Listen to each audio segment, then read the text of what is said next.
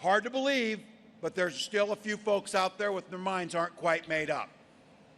Now, you've heard this from folks. I know you have. Well, I really don't like Donald Trump personally and the things he does. And then you're like, oh, really? You know, we've seen that. But then they follow up, but things were good when he was president. The economy was good. Little fuzzy in how they remember things. So let's just level set here before we understand what's at stake. During Donald Trump's presidency, this country lost 2.7 million jobs, 280,000 in Michigan alone. Unemployment was up, and Donald Trump so botched the pandemic response that we were in Hunger Games with our neighbors to find toilet paper. That was Donald Trump's lack of leadership.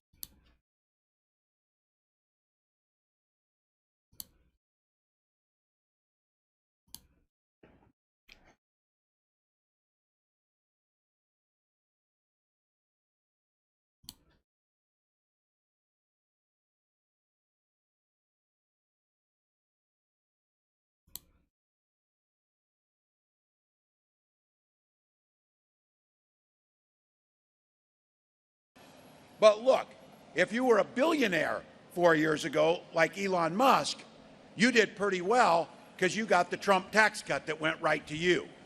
All the rest of us, we got squat out of the deal.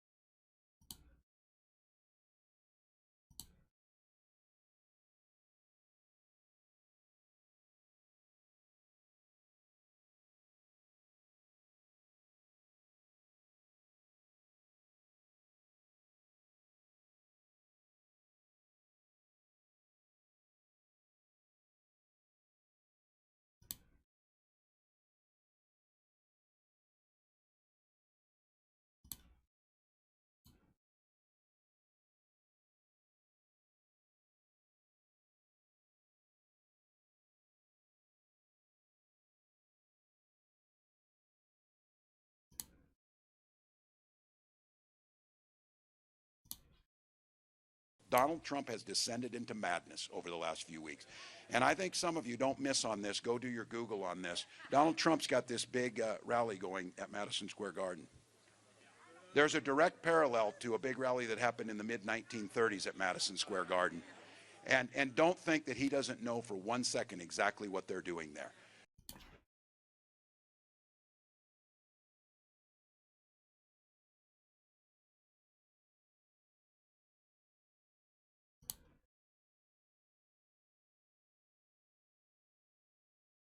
Donald Trump's rally at Madison Square Garden comes days after his own former chief of staff went on record to describe his former boss as a fascist.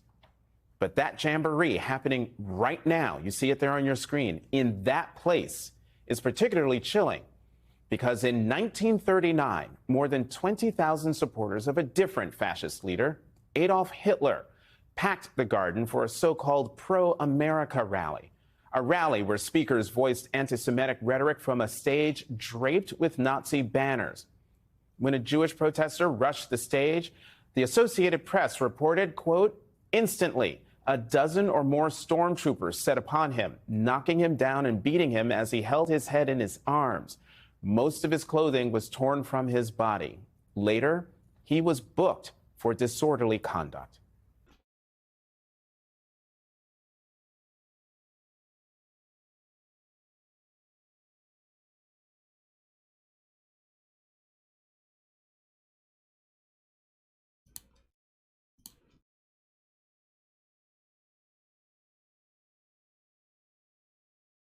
When the Nazis occupied Budapest in 1944, George Soros' father was a successful lawyer. He lived on an island in the Danube and liked to commute to work in a rowboat. But knowing there were problems ahead for the Jews, he decided to split his family up. He bought them forged papers, and he bribed a government official to take 14-year-old George Soros in and swear that he was his Christian godson. But survival carried a heavy price tag. While hundreds of thousands of Hungarian Jews were being shipped off to the death camps, George Soros accompanied his phony godfather on his appointed rounds, confiscating property from the Jews.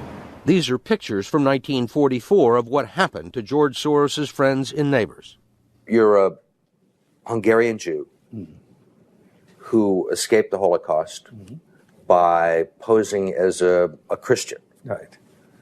And you watched lots of people get shipped off to the death camps. Right.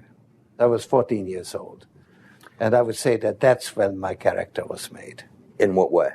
That one should think ahead, one should understand and anticipate events, and one is threatened. It was a tremendous threat of evil. I mean, it was a very personal experience of evil. My understanding is that you went out with this protector of yours who swore that you were his adopted godson. Yes, yes.